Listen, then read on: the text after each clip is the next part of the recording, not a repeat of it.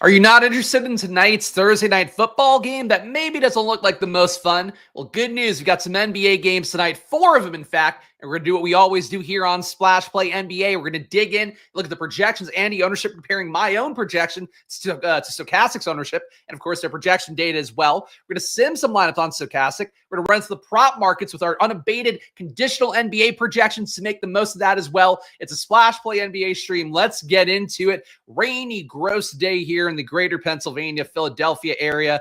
Going to be a gross one on Thursday night football, but good news is basketball games are indoors. There should be a couple fun ones tonight. Top projected players right now on the slate, according to my data. And of course, you can see Stokastics as well in this column. Check them out as well. Link in the description to get 15% off. You got Anthony Davis getting 52.9 fantasy points. The only player on the slate that I've projected to go over 50 fantasy points today. So obviously expect these guys to have some amount of these players here. Maybe the LeBrons, maybe the LaMelos, maybe the John Collinses, who I probably have over projected yet again today. Maybe one of these guys gets over 50 as well. Probably a good amount of them do. But on the slate, projection-wise, there's not one of those big high dollar guys, not your Giannis's, not your Jokic's. Nobody really projects to be a smash play. So that's first thing here. And I guess actually before we get into today's slate, should quickly say that was a really fun video yesterday.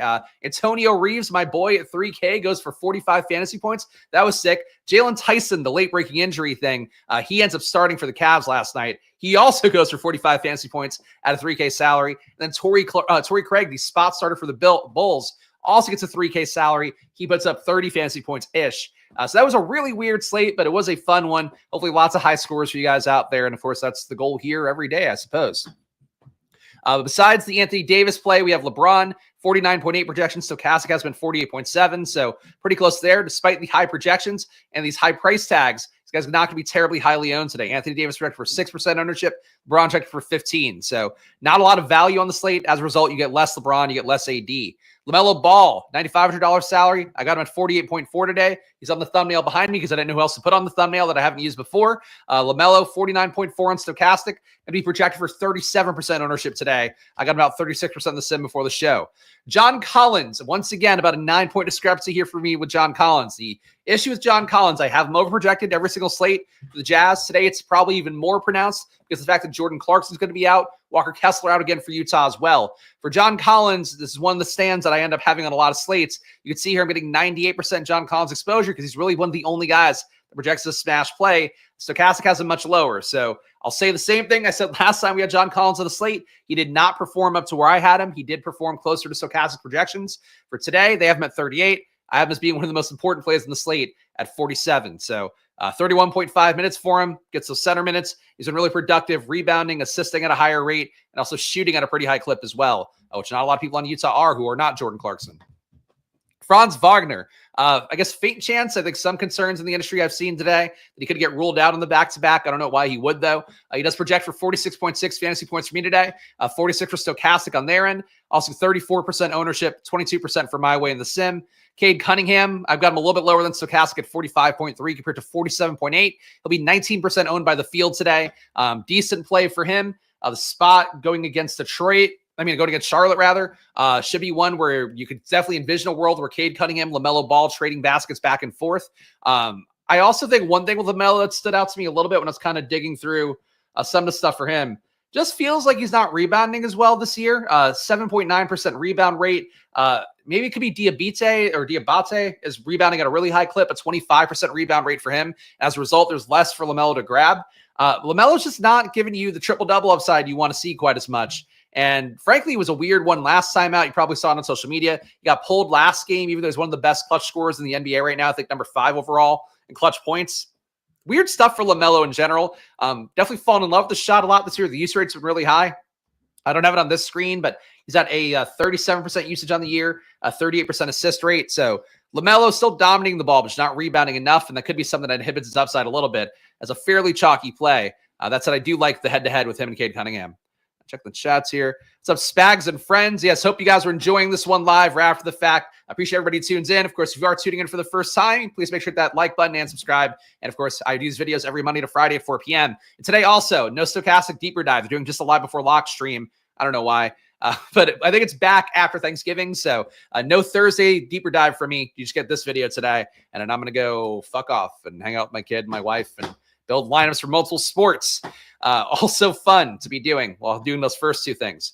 Anthony Edwards, 43 fantasy points for me, 46.2 for Stokastic. I'm a little bit lower. Barrett, I don't know how to project the Raptors today. Scotty Barnes, questionable to come back in. If Barnes is back in, he does take away a lot from what Barrett's been doing, what Pirtle's been doing. These guys' rates as well on the year have been a little bit elevated as a result of there not being Scotty Barnes in. That's one important one to watch here. If Barnes doesn't play today, and I think he's going to, but I'm not sure about it. It just throws off everything. And Barnes himself is too high priced for a role he had before that assumes that Barrett would have less usage overall. And Pirtle too, frankly, at that, Pirtle's been dominating the ball in the post, like really high usage for him on the year. I think he's at 20%.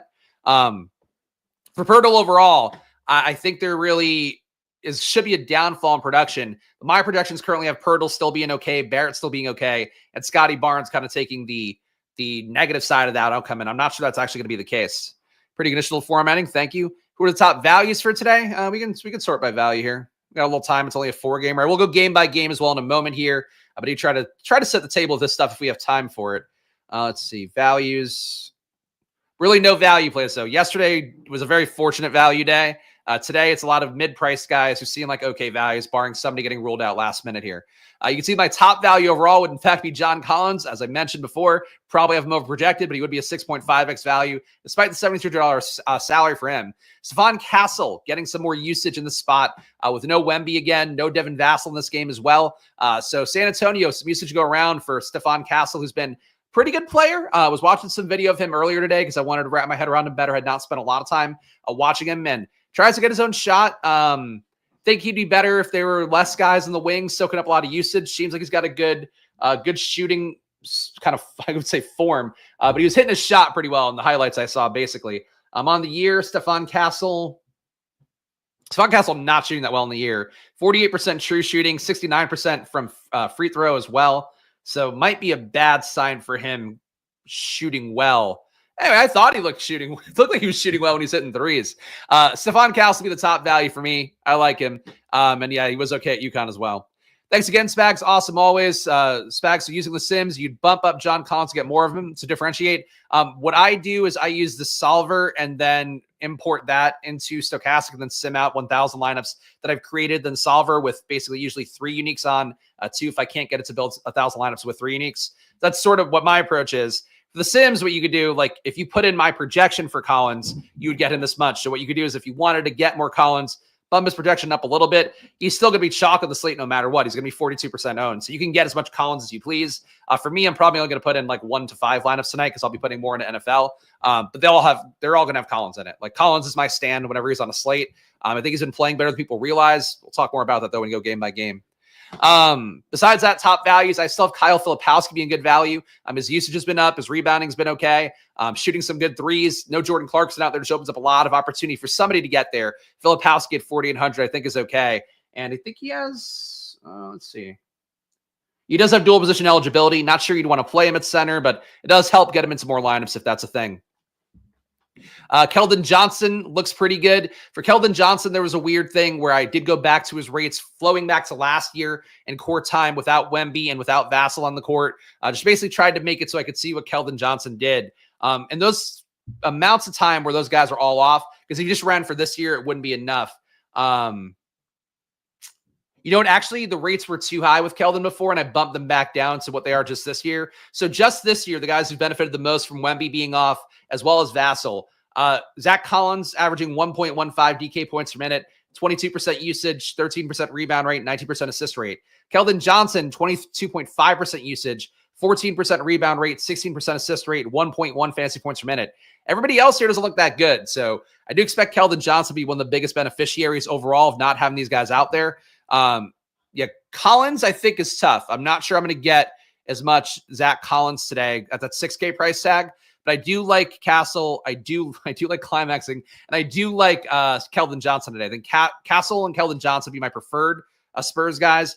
Bassey looks okay. The minutes I worry about a little bit, but he should be a good per minute producer. Bassey's been averaging 1.1 fantasy points per minute and only a 60-minute sample size of court time without Wemby and Vassell. He should be the benefit of court time without Zach Collins. So I guess he'd be a pivot to Collins to some extent. Harrison Barnes has been better for like 1 game, but still only a 0.72 fantasy point per minute guy. Champagny has been 0.82 fantasy points per minute with these guys off.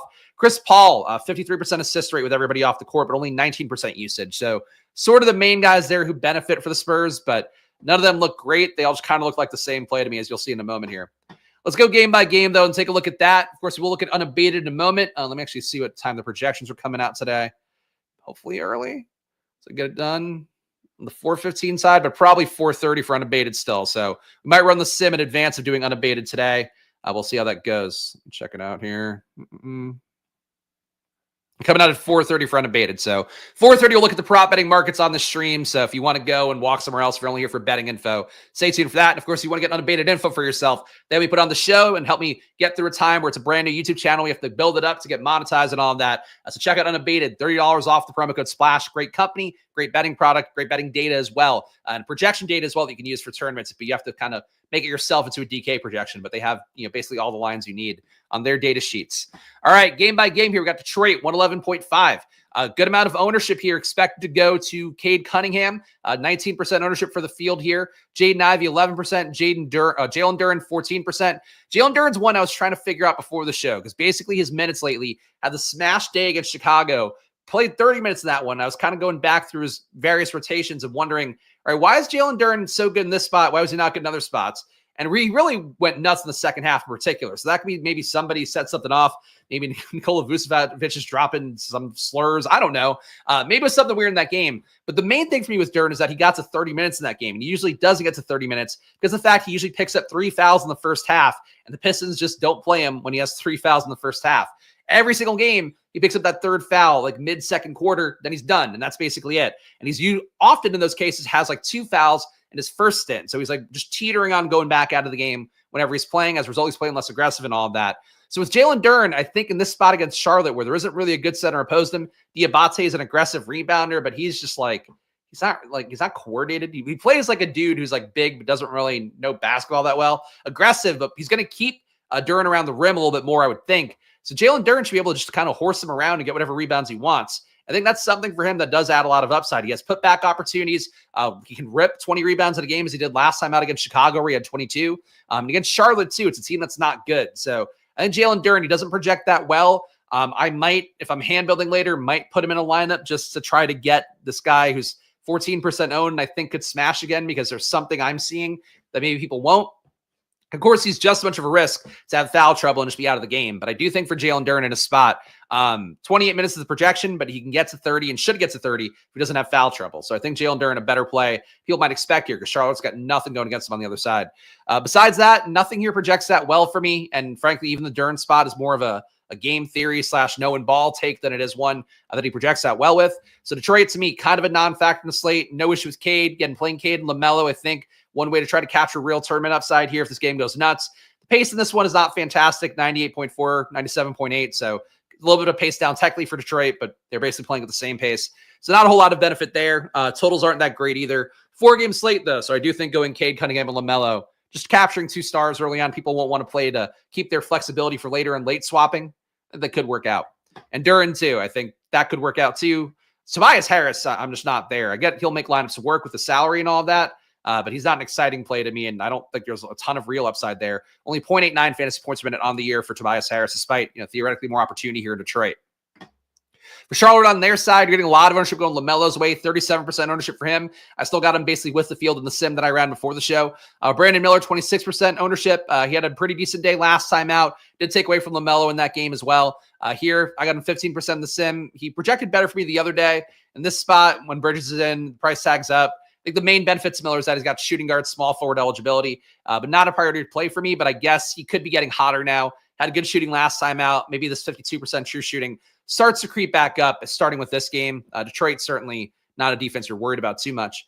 LaMelo, I think, looks good, though. I think I would like him the most out of everybody here, which is not a surprise when you see my sim exposure in the top 150 lineups. Cody Martin looks like okay value in a slate where there's none. Point guard, small forward, 5.1x value here at a $3,800 salary. We'll let you get other guys in. So Cody Martin, not a fun play, but for 0.76 fantasy points per minute and 25.6 minutes, it's good enough to get into some lineups, even though it's not fun. Trey Mann, been banged up lately. Seems like he's going the wrong way overall. That said, I got 2x the field on him because he projects decently. Not a lot of value again. He's point guard, shooting guard, and 4,400. So on this slate, you might get shitty guys like, not the Trey Mann shit. He's played better this year. Usage's been up for him and all of that. That said, for Trey Mann, he's like not a good player. He just happens to be 4,400. I think it's okay to get these guys in the slate because there just isn't any true values here that you want to go to. Like yesterday, I mentioned this on the VIP Discord, which connected to the other Splash Play YouTube channel. If you want to be a member on there, I think the link's in the description. If you want to join for $4.99.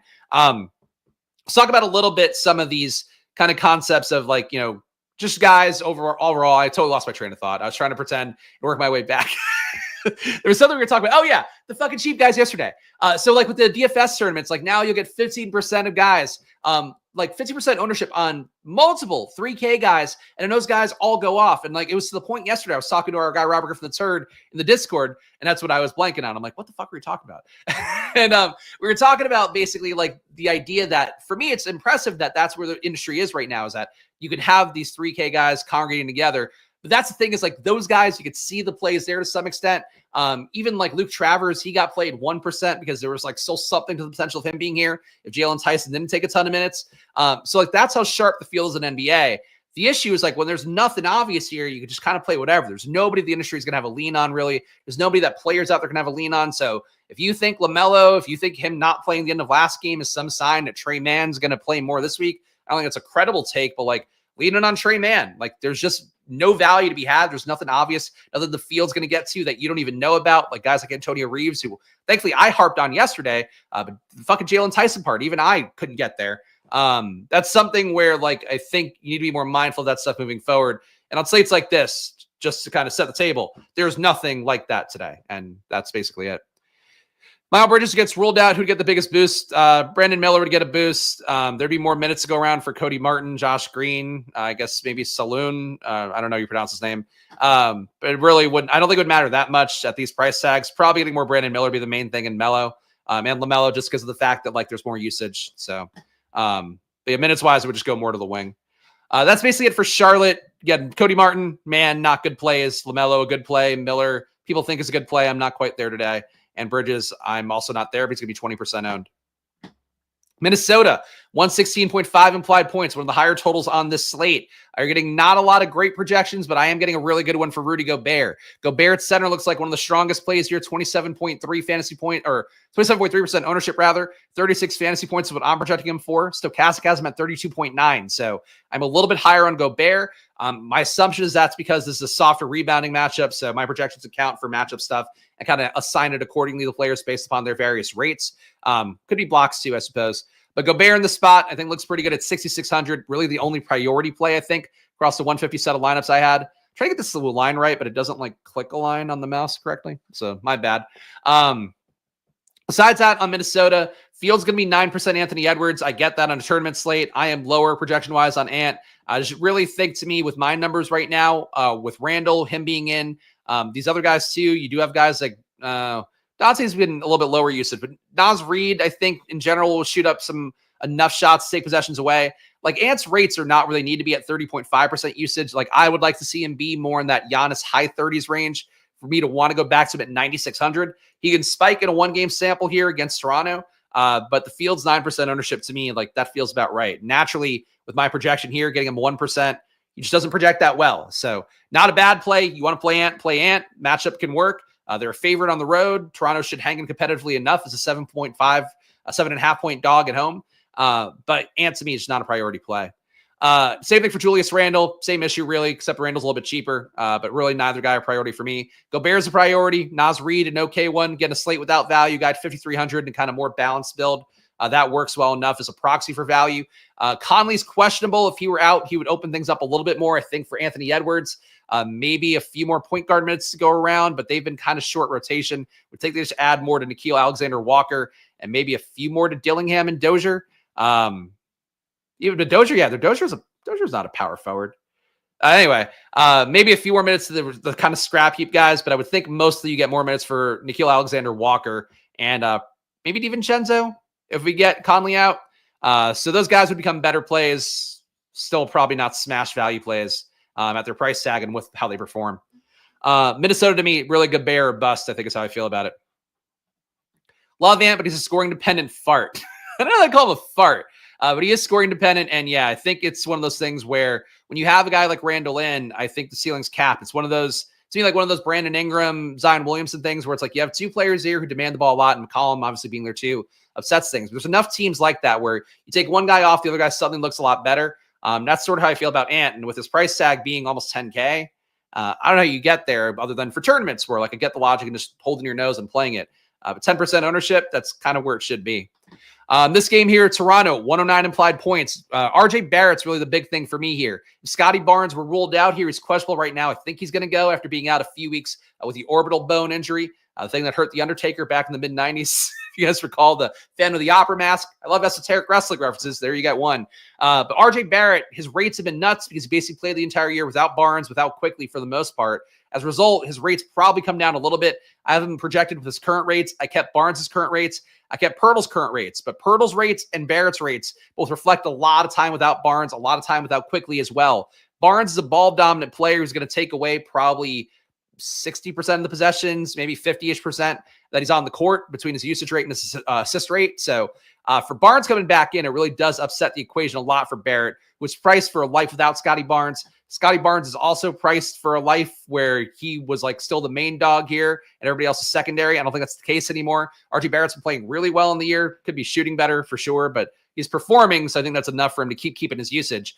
Pirtle as well, up to 20% usage for a center who's not like an aggressive offensive player. He's not Karl Anthony Towns. It's really high usage for him too. And Grady Dick, 23% usage. Like that's got to come down as well. So Barnes being back in would upset everything. If Barnes were out, I think Barrett's a good play. Pirtle's already cusp playable to me. Would look like a better play. I've got Pirtle 20% of my lineups and I have Barrett in 7%. So that's a stand here. And if you wanted to go to Barnes and just go, hey, I know this guy's got 70 fantasy point upside. He's shown it before. And he's going to be underplayed because he's coming off this injury. I think that wouldn't be a crazy thing to do. But with Barrett having, I think, a lot of assertion of himself here with a 31% usage rate on the year, I don't think he's going to give up the ball so fast as Scotty Barnes, even though Barnes is the alpha paid guy in terms of that lineup. Utah, 110.3 implied points here with my biggest stand of the game. Of course, is like whenever he's on the slate. San Antonio, 113.3 on their side. So no Walker Kessler. You got John Collins at center again. Walker Kessler honestly might be held out at this point until he's going to get traded to the Lakers, it seems like. Besides that, John Collins, unfadeable to me at this price tag.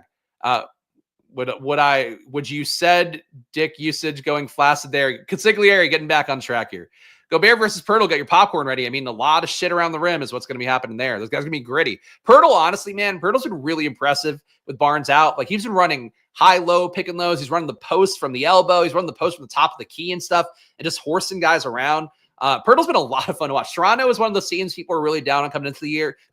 And like, I was like, you know what? If they're a shit team, I want to be there. And if these guys are a little bit better than they think, like, I want to watch these games. They fight, man. They fight. And like, I think it starts from Pirtle down. Like, Pirtle does not take shit, man. And honestly, I think it's tougher than Gobert is, practically.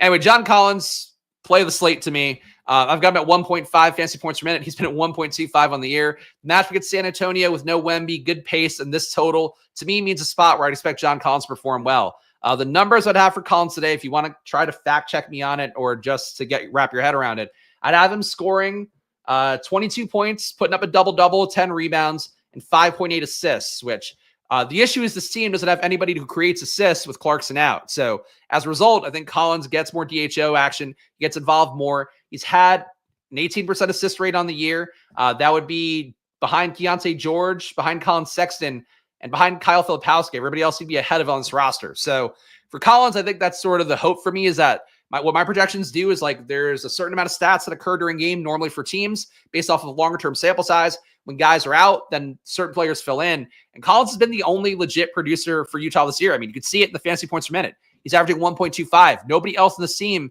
besides Clarkson, who's not in the lineup, averaging over 1. So like they just don't do shit. At a certain point, they might start to do shit, and then my Collins number would be wrong. Lowry Marketing in particular, with his ownership, like that's the one I worry about. And Lowry projects well enough for me. But Collins, I think, does enough of everything, and they just don't have guys who rebound, who get assists, who get blocks. Like, they just don't have that stuff. So Collins should theoretically absorb all of it. Will he practically absorb all of it? That I don't know. So I'm a little higher on Filipowski and a little lower on Sex compared to Stokastic. Yes, I am a little bit higher on Filipowski, about 2.5 more. Sexton, about 3.5 more. 3.5 less, rather. The rates with Sexton without Clarkson on the floor this year have not taken a big leap, I don't think. Though I did not put any rate changes in for Utah here because I didn't want to tweak it too much. Basically, like there isn't enough of a sample size of court time without Clarkson this year. And Sexton's kind of taken a step backwards in everything he's been doing. But I have his current usage rate for the year, which is 26% or 25% usage, 90% assist rate. So I think it's enough for him. But theoretically, like, yeah, if Collins fails, if I'm wrong about Collins, Sexton should be better. Keontae George should be better. Marketing could be a little bit better. I think those are the main ones here that I'm low on. That's probably getting redistributed to Collins a little bit more. Remember when Rudy Gobert ended the world with his COVID? That was fun. He really, I think, heightened the awareness of COVID. So maybe a win in that respect. For the rest of Utah here, didn't get much Isaiah Collier, but got a lot of Filipowski relative to my projection here. He's been averaging 0.9 fantasy points per minute. I'm at 1.08 today. Colin Sexton, I'm lower on. I've got 31% of him still, even though the field's going to be at 55%. So I'm getting pretty comfortable with stuff like this where my projections naturally take me away from the chalk. But Sexton's still a good play by my standards as well. He's just a little bit of a better play according to Stokastic's numbers, but that's a lot of fucking ownership for Colin Sexton. He's been good on Utah, but like they clearly don't want him to be as good as he's been because they wouldn't ramp him down as much and have him basically time sharing with Sexton if they with Clarkson if they did. San Antonio 113.3 implied points in their game. No Wemby in this one, no Vassell, those being the big ones. Chris Paul going to be 37% owned. I've got him in 39% of my sims. Looks pretty good. The rates on the year, 44% assist rates. The main thing here just gets to run the offense a little bit more, which they've been trying to. It seems like the new coaching staff there trying to run Wemby as kind of the facilitator of everything more. With Wemby out, they should be running Chris Paul more, just kind of naturally flowing with the offense.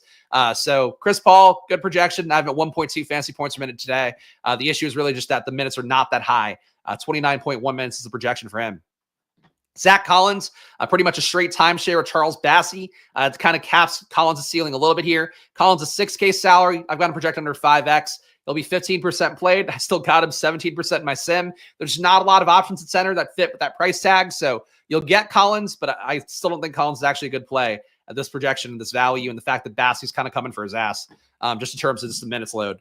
Keldon Johnson, we talked about him before. I think I have him high projected here. Got him at 30.7 compared to 27.2. That gives me 72% sim exposure for him. His rates do take a jump up going back to last year in court time without Wemby, without Vassell. He's kind of, I mean, he's not the same guy this year because guys like Castle coming in, Champagne, even Barnes, like they now have guys to move away from Keldon. So even that rate data, including last year, might be a little bit tough.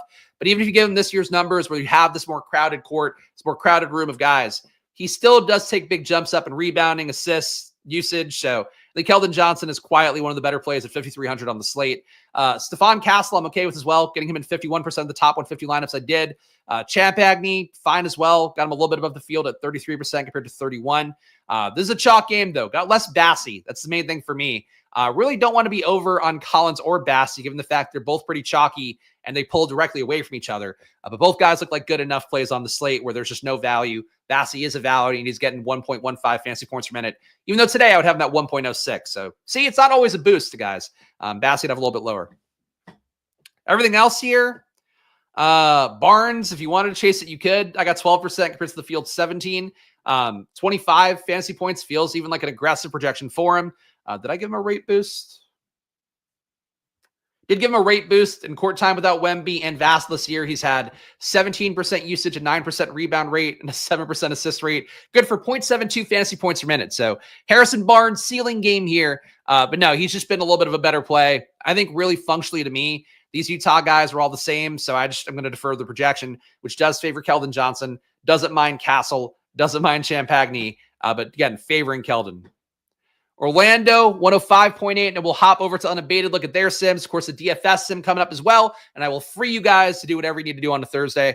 Orlando, 105.8 implied points. We got Franz Wagner, 46.6 fantasy points for me. Again, some people out there in the industry, my pal Josh Engelman, I think on the morning show he did, was worried about Franz Wagner being ruled out late. I don't know why he would be, but if that happens, it would greatly upset everything here. It would make everybody else look like a much better play because Franz Wagner is dominating the ball right now for Orlando. 30% usage, 31% assist rate. And that includes the court time without Banchero. Goes a few percentage points higher without Banchero on the court. So Franz has been great. I'm at 1.3 fantasy points per minute today.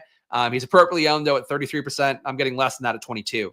Suggs, I'm getting more of. I don't love that. It does feel like Anthony Black has taken a lot off of his plate. That said, Jalen Suggs here, 35.3 projected for me. Sim exposure is at 30%. So Suggs has been playing well enough on the year, 1.01 fantasy points. I'd have him at 1.08 today. Wendell Carter being back in. Seems like they have a full split here between the three guys with Carter, Batadze, and Wagner all playing center. They all are accounting for some minutes. As a result, none of them look playable. Got a little bit of Mo Wagner, though. Anthony Black, he's been really good on the year so far relative to Anthony Black. 0.84 fantasy points per minute. That's probably not enough to play him. Semi-value, though, so 8% sim exposure. That feels fine to me. And Tristan Da Silva got a little bit here, but not a stand. There's just no value on the slate. Franz killed me last night. It was due to happen. He's been fucking being fantastic every night, but it's going to go wrong sometimes. Still think in the Clippers too, we knew going in, it was a low total game, not a great spot, but he and Harden were two guys that I did want a little bit of exposure to, and they did not do well with all the value on that slate, unfortunately. Lakers on their side, we talked about AD and LeBron up top, the two top projected players on the slate. There's not great values with the high salary. AD now back up 11K, which is kind of crazy. LeBron above 10K. They both are fine. Both have probably the highest ceilings on the slate, probably the highest floors as well. I would really prefer AD, but I don't know how you afford the 11K. I got him in 9% of lineups. It's good enough for me. LeBron ended up flat with the field at a rounded up 15%. Everything else here, not that good, but Rui Hachimura would open up Dalton Connect again. Dalton Connect would probably get played a lot by the sharp drafters who would swap to him immediately after the big game. Connect, I don't think is going to replicate that again, but he's been good on the year. Shooting unsustainable, though. It's 69% true shooting. And the usage not that high. Nothing's really that high here. He just kind of got lucky last time out. So Connect, I think a good player. Nice addition to this roster. The Lakers needed him to hit, I think, to some extent, but not actually a good play, I think, on the slate. And shouts to all you guys watching. There's a lot of people here. We're going to do the thing. We go to Unabated next, but I want to quickly pander subscribes and likes and comments after the fact as well. Go a long way for me as sole proprietor here, just showing you my gambling. And of course, it's a brand new channel. We've only been up about 3 weeks now. I think it's technically week 4. Been live thanks to our friends at Unabated. So show me some love here. Hit the like button and subscribe. And of course, just do that. I guess that's it. Stokastic, 15% off. Unabated, $30 off. You guys know the deal now. I got to show you a little bit about Unabated before we head over and check their betting markets right now.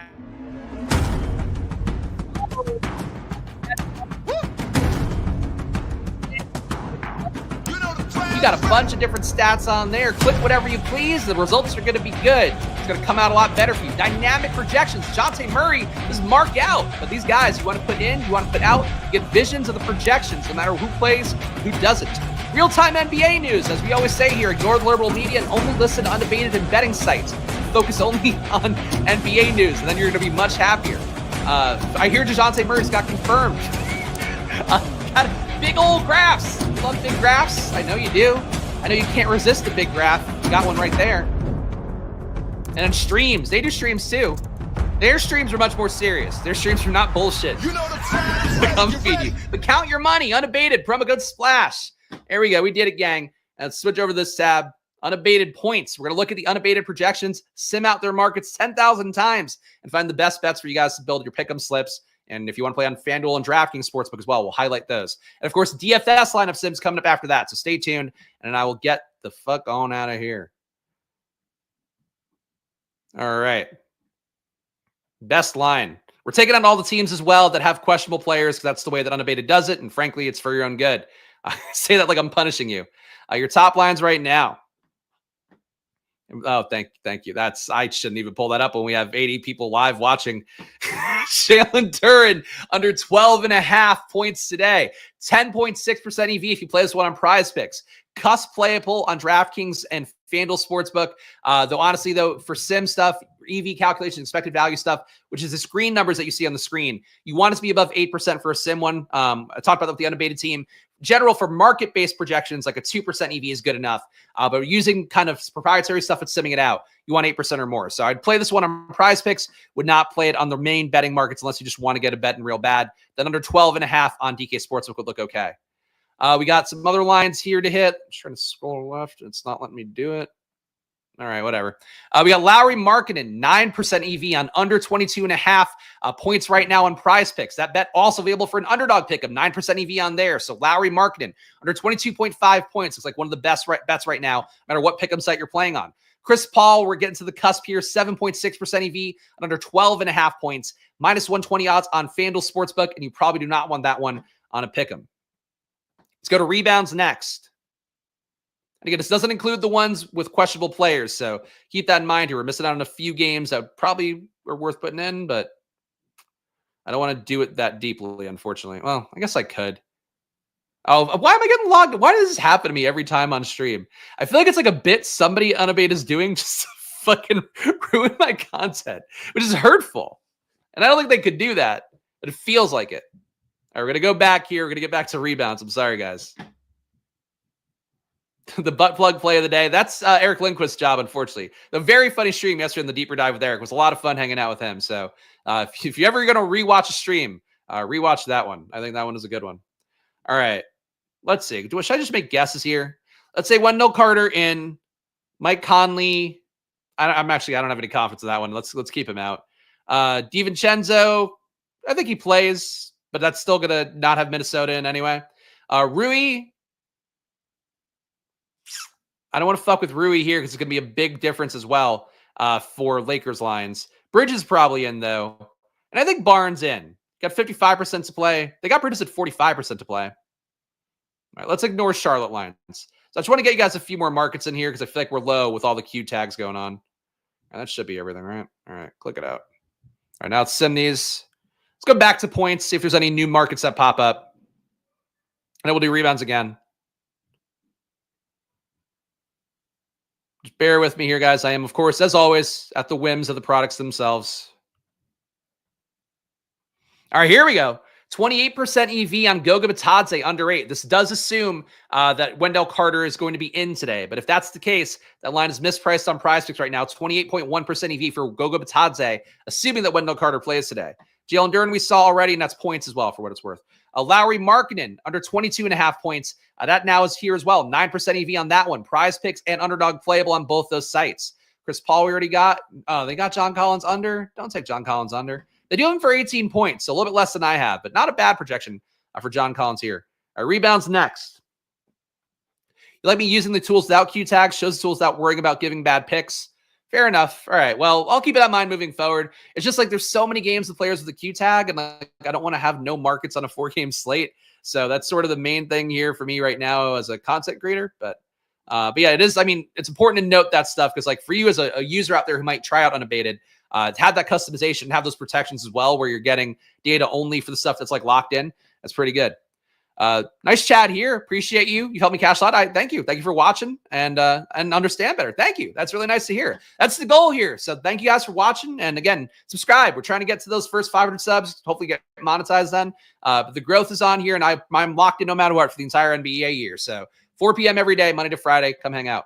All right. Your top lineups right now for rebounds, 17.9% EV on FanDuel Sportsbook, plus 104 odds for Tobias Harris, over 6.5 rebounds. Unabated has a projected for 7.4. Tobias Harris right now, one of the best bets pretty much that we've seen overall. Jaden Ivey, his under on rebounds, under 3.5, plus 118 odds there. Take these plus money bets when you see these high EVs on them. 12.7% EV for under 3.5 rebounds. Unabated has them projected slightly higher, but you're getting that plus money, and that's really the main thing to keep in mind with an expected value kind of calculation. Kyle Filipowski, hey, my boy, value on the over 5.5 here, minus 110 odds. Cuss playable on PrizePicks and Underdog as well, but 10.7% EV on DK Sportsbook and FanDuel, over 5.5 rebounds for Kyle Filipowski at minus 110 odds. Zach Collins, 10.3% EV, over 6 is the rebound line for him on PrizePicks. That's the only site it's available on, it looks like. Take it there, and everything else is out of our threshold, so nothing else for rebounds. Honestly, really nice. Like, I know I pulled it up already. Really nice to hear these chats. Thank you. Really, it's like you get, I guess, spoiled by, not spoiled, whatever the opposite of spoiled is. Used to people like mostly giving you kind of shitty comments. And Splash Play, we do, I think, a little bit luckier to kind of have people that are like cool and really understand what I'm trying to do and showing you guys the premium products and how I use them and stuff and like how trying to make yourself successful at the stuff as best you can. But it's nice to hear that's like working for people. Like our guy, Robert Thunser, to hear his success every day as somebody who's followed me for best ball stuff in NFL. And now here it's working for NBA. That's the hope here. So thank you for the kind words. And please always feel free to say nice things to me. Your assist lines here look the best according to Unabated. Trey Jones under 3.5 assists. That one is a great line on an Underdog pick'em right now. 21.7% EV for Trey Jones under 3.5 assists. Probably not going to get a ton of minutes. He's only projected for 2.95 assists today. Zach Collins, 13.1% EV on under 2.5 assists, plus 115 on that one. Go check that out. John Collins, I don't like you taking this one. So that's really the big difference in our lines. I have John Collins sneaking in about 2.5 more assists, which is a pretty big difference. And please feel free to default to the site with the well-paid team of projection people rather than me on Excel. But John Collins under 2.5 here, 9.7% EV on PrizePicks. Doesn't look playable on DK Sportsbook or FanDuel. Keldon Johnson, 9% EV on the over here, so they're with me on this. Over 1.5 for Keldon Johnson, minus 118 on a DraftKings Pick'em. And it's not on DK Sportsbook or FanDuel. And lastly, PRAs before we run our DFS sims and get the heck on out of here. Let's run these. Of course, all the Q tag guys, they're just going to suffer. We still got some bets. Here. All right. Let me just make sure I got everything in. All right, that's everything. All right, we got Chris Paul under on PRAs. So that's not a good sign for him. Value on the under 25.5 PRAs. You're getting 12% value at minus 118 odds on FanDuel Sportsbook. Line is not good enough on DK Sportsbook, but it is playable on PrizePicks and Underdog with 7.8% EV on under 25 PRAs for Chris Paul. John Collins. Oh, no, I hate this. John Collins under 30.5 PRAs. Value on that. 8.7% EV at minus 115 odds right now for John Collins. And Trey Jones, value on his under on PRAs under 13.5. Underdog just did not want to price Trey Jones positively. I guess actually, no, they wanted to go hey, Trey Jones, you're going to do great today. In reality, they just have his lines off today. So Underdog, another valuable pick him there. All right, that one moved. Jaden Ivey, 8.3% EV on under 27.5 PRAs, minus 122 odds. So maybe he will get in foul trouble today.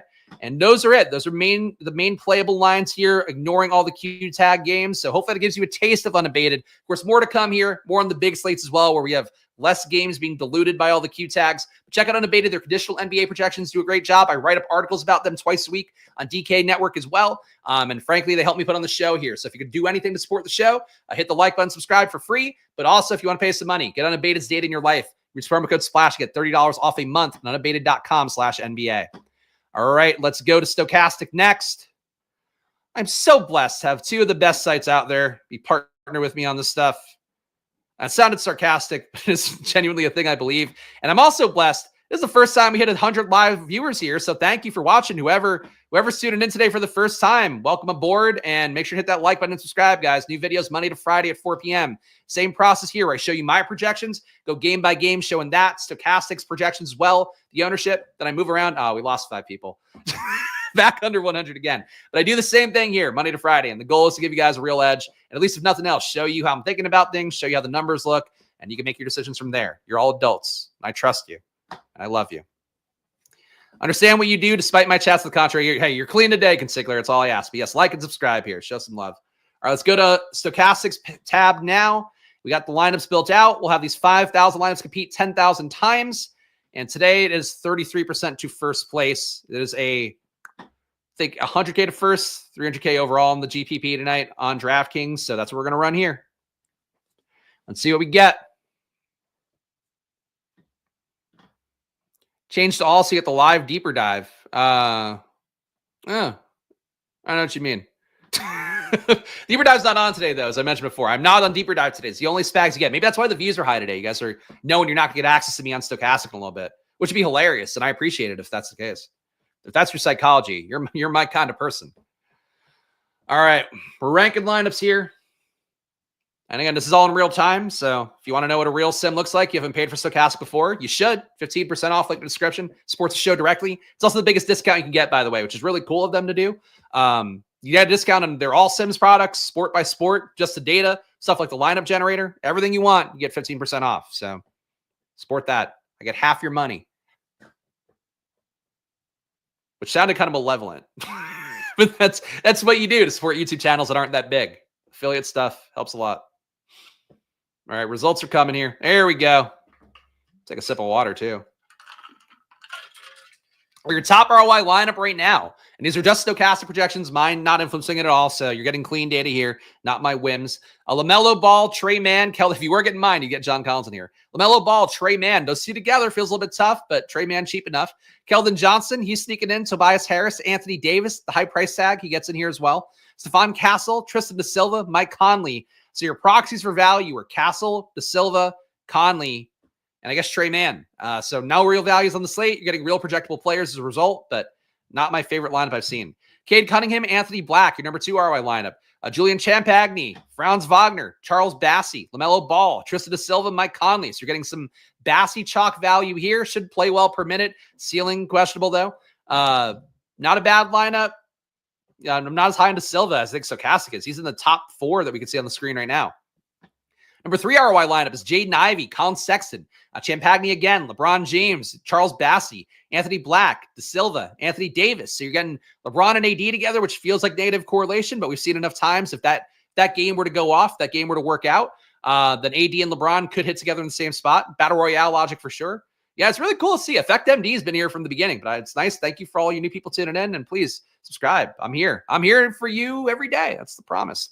LaMelo Ball in your next ROI lineup here. Number 4, LaMelo, Colin Sexton, Champagny, Miles Bridges, Anthony Davis again, Anthony Black, double Anthonys, Tristan da Silva, Mike Conley. And at number 5, you get another LaMelo lineup. You get LaMelo Ball, Jaden Ivey, Lowry Markkinen, Franz Wagner, Charles Bassey, Mike Conley, Da Silva, once again, Da Silva, in all the top 5 ROI lineups. So Stokastic people are going to be playing a lot of Tristan da Silva today. That is very clear from the top here because they're just going to grab from the top of the pool a lot. When there was a dupe fest the other day in the 4-point play, that was because that lineup was in one of the top 21s on Stokastic's output with no base settings changed. So no respect to those guys. They're using a great tool, but like they didn't fucking finesse much. Point being is like Stokastic users are just going to take Da Silva today. They're going to take Anthony Davis a lot. I'm going to take Anthony Black more than it seems. And I guess going to take LaMelo. Those are the highest lineups here. And very few above 100% ROI as well. Top 150 lineups overall. Let's see the overarching trends. Your highest ROI, guys, there's only one, Malachi Branham. So 3K min salary. Branham projected for, I have to assume, not a lot of minutes. Branham is not even on my top page. Let me go over here and see how much they have him for. We've got Branham for 17.6 minutes. For me, that would give Branham a projection of 17.1, and they have him at 16.3. So I guess I'm higher on Branham than they are, and Branham is coming up as the only positive ROI guy. So you want to play a 3K min salary guy? Branham does fill it up per minute historically. I mean, 0.97 fantasy points per minute is what I'd have for him today. He's averaging 0.9 on the year, and he's 3K min, and he's going to get some minutes. So especially if you're not playing the Castle, Champagny, even Keldon Johnson tier of guys, I guess Branham is your play. Everybody else here, negative ROIs, but Tristan da Silva, the closest to positive. Diabate, basically the lack of value here is making these guys come up as higher ROI than they probably are, because it allows you to cram in all the other guys as they hit ceilings in the kind of sim output. Top exposures here in the top 150, you're getting Charles Bassey in 57% of lineups. So in a slate with no value, he's the best value. That said, he will be chalky. 40% ownership for the field. 50% ownership for LaMelo Ball compared to 35% for the field.